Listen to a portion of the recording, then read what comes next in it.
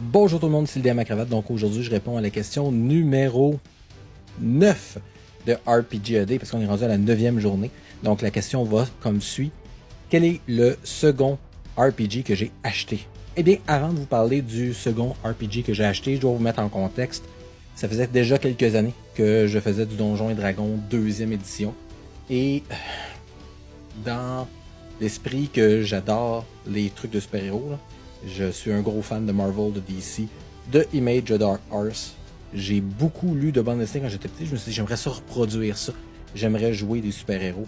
Et je suis allé dans une boutique qui est à Montréal, qui s'appelle Le Valet de Cœur, pour leur demander, en fait, d'avoir le jeu de Marvel Super Hero, qui était malheureusement discontinué à cette époque. Donc, le commis, les personnes qui travaillaient là, m'ont dit « Ah ben, j'ai peut-être quelque chose pour toi. » C'est pas juste pour jouer des super-héros, mais tu peux jouer des super-héros avec. Et ils m'ont fait découvrir GURPS. GURPS, c'est encore le livre que j'ai acheté à ce moment-là.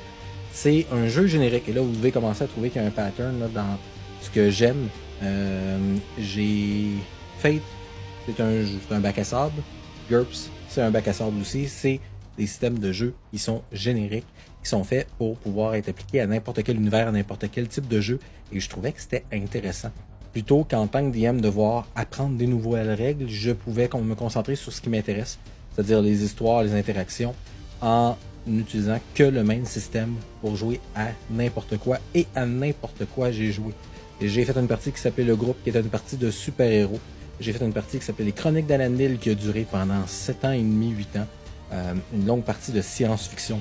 J'ai fait de l'horreur, j'ai fait du médiéval fantastique, j'ai fait du victorien, j'ai fait plein de trucs et ça a été mon livre fétiche, mon système de jeu fétiche pendant de nombreuses années jusqu'à ce que je découvre Fate en fait, qui me permettait plus de flexibilité et de faire vraiment tout ce que j'avais dans ma tête et ce que mes joueurs ont dans leur tête aussi.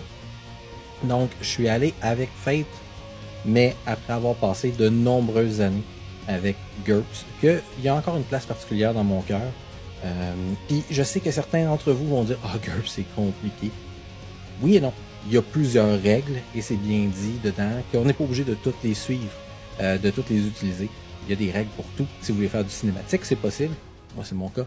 Si vous voulez faire du plus stratégique, du plus tactique, il y a moyen aussi. Ce qui est intéressant de GURPS et de tout ce qui a rapport avec GURPS, parce que j'en ai plusieurs derrière moi, c'est qu'ils ont fait plusieurs suppléments. Donc des fois, vous voulez jouer dans un truc particulier, vous achetez le supplément et ça va vous aider à trouver des amorces de jeu, à appliquer des règles, ça vous montre des monstres, des NPC. Donc c'est vraiment un beau produit. Donc c'est ma réponse à la question numéro 9. On se rejoint demain pour la question numéro 10.